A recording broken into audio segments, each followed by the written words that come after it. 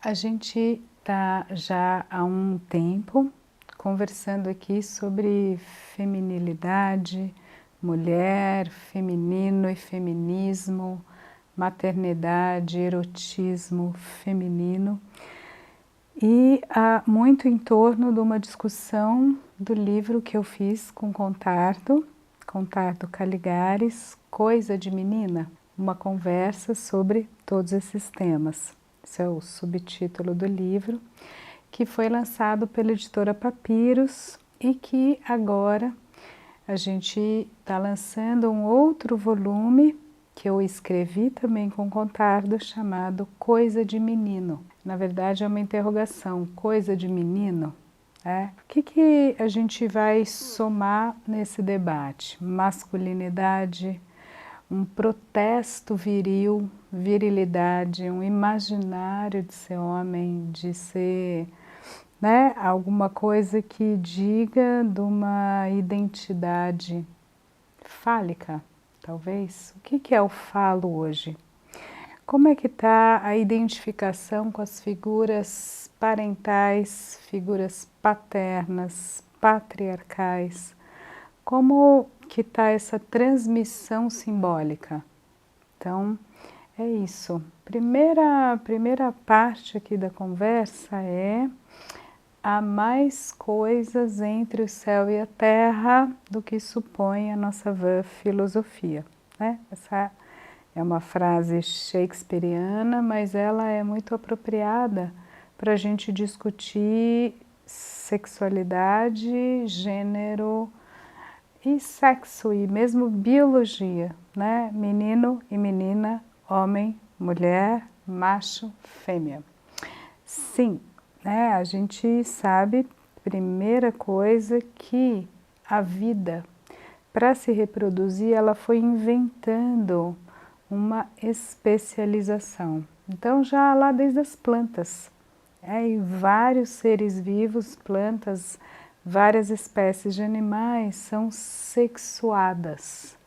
Então aí que vem a origem desse termo, o ser sexuado é como se a vida, a própria natureza, somos natureza, entendeu que para a gente funcionar melhor e ser mais ágil no processo de conexão com o outro, com o ambiente, com o ecossistema, seria mais interessante a gente ter essa especialização, essa sexuação. Então, as plantas, elas têm um tipo de estames, um tipo de gineceu. Olha o nome, gineceu, guiné, gines, gino, mulher, grego, ginecologista, misoginia, ginofobia. Então, até as plantas têm ali suas formas de funcionar que são diferentes. Porque se você tem dois tipos, você faz a reprodução sexuada, fazer seres que têm uma dupla origem. Os seres que advêm daí, eles são diversos, aumenta a diversidade. E maior diversidade é uma qualidade, é uma coisa muito importante para a reprodução da vida, para o espraiamento das possibilidades de você estar no mundo. Então, nos humanos e todos os seres vivos, a gente já foi percebendo que quanto mais diverso, mais interessante. E que, outro passo do raciocínio, a gente não tem só dois grandes tipos, macho, fêmea. Sobretudo num universo humano que também é simbólico. Mas se a gente for pensar na base material, biológica, das moléculas da vida, ainda assim a gente não tem só menina e menino, macho e fêmea. Por quê? Porque é como se a gente tivesse uma dupla matriz, E a gente sabe, dos nossos, no humano, 46 cromossomos, 23 pares. A gente tem um par que é X ou XY. Então é só um pedacinho de um cromossomo dentro de um par que está presente ou que não está presente. E aí ele, né, vocês já viram as imagens? A imagem desse par de cromossomos, então, né, é pequeno, dentro de 46 cromossomos, mas é gigantesco, porque num pedacinho muito pequeno a gente tem muita informação bioquímica, genética, né? O que é a gênese? O que é genética? O gene é um código de informação. A gente sabe que dá ordenamento para fazer muitas proteínas. Então você tem um pedacinho que te diz, olha, aqui você vai ter uma bolsa, você vai ter um útero, você vai ter um par de ovários, você vai produzir, né? Você vai nascer já com óvulos, com muitas sementes, né? A menina na barriga da mãe já carrega todas as suas sementes, que é incrível, né? Se você pensar que uma delas está ali no óvulo que já estava na mãe, na avó, na bisavó, naquele jogo de espelhos. E nesse processo tão complexo, quando a gente vai juntando essas sementes femininas e masculinas, com a pluralidade gigante da vida, é claro que a gente não tem um tipo muito fixo menino, um tipo muito fixo menina. Vai tendo alguma coisa que tem 50 tons de cinza, ou ao menos 6 tons, lembra? Um relatório Kinsey sobre sexualidade, um relatório que já tem algumas décadas, que o século XX instaurou, começou a falar, olha, eu acho que talvez a gente não tenha só 2 sexos, homem e mulher. Acho que tem 6, né?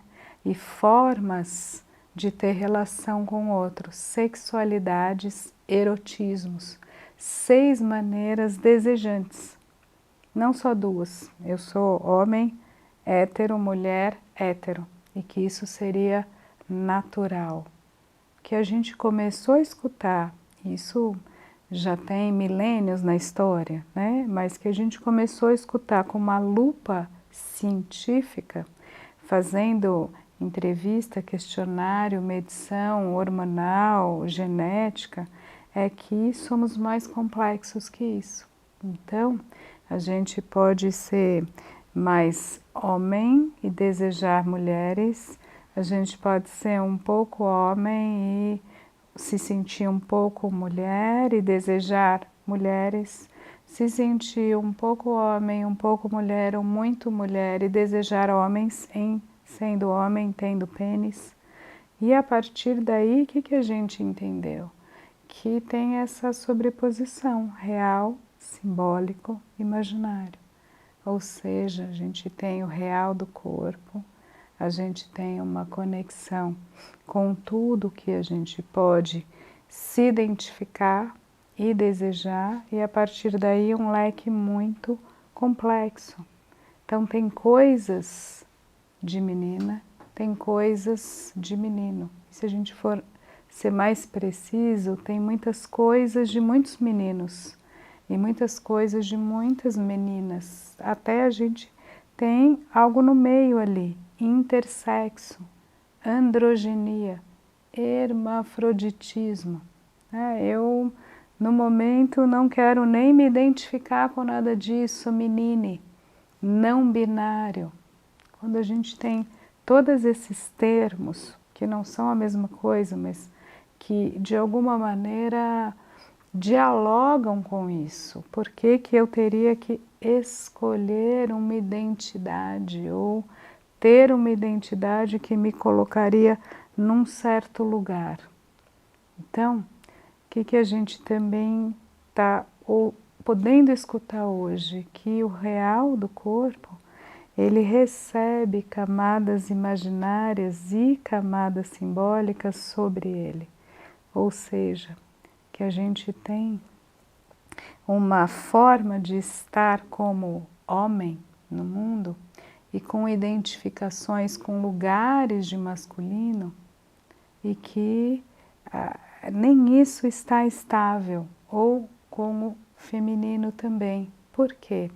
Porque as camadas simbólicas, elas são historicamente construídas e transformadas. né? Simone de Beauvoir. Não se nasce mulher, se torna, nos tornamos uma mulher. Será que as nossas identidades, os nossos modelos identificatórios, eles não estão também muito dinâmicos hoje, muito complexos? Quando a gente tem uma crítica a uma sociedade patriarcal, esse lugar do patriarca como eventualmente ligado à opressão, à violência, à força, ao uso da humilhação, do assédio. Será que a gente quer ser esse tipo de pessoa? Será que a gente, né? Como lidar com uma identidade masculina, com força, com potência e ao mesmo tempo não resvalar na violência? Isso é uma pergunta de qualquer homem hoje, qualquer menino, qualquer adolescente. Você está aspirando a se constituir, você, né, tem pênis, testosteronas, muitos hormônios e uma identidade complexa, fraturada. Então, ou as mulheres, né, tem uma luta simbólica, tem várias lutas simbólicas hoje. Eu quero ser uma mulher doce, recatada do lar, submissa, eu quero ser feminina, eu não quero ser feminista, como se o feminismo pudesse ser algo que retirasse a minha feminilidade. Ou eu quero ser mulher e com quem que eu vou me identificar? Com a minha avó que eu amo, mas que não trabalha fora, ou com a minha mãe que eu amo, mas tem uma relação conflitante, que trabalha muito e que eu acho que não foi boa mãe e que trabalhou em excesso, cuidou de mim, não. Como é que eu vou agora ser uma mulher? Agora que eu tenho 8 anos, 12, 15, 22, 39. Né? Então, a gente está no, né, século XXI, num momento histórico ultra complexo, em que os modelos identificatórios não são simples, unívocos e simplesmente 2 caminhos, nem 6, talvez nem 26, e a gente está então se perguntando quais são as coisas, as identificações, os modelos, as marcas, os traços imaginários, simbólicos e também reais do corpo, da materialidade, das químicas e bioquímicas, para a gente se constituir como homem, como mulher, como algo, né?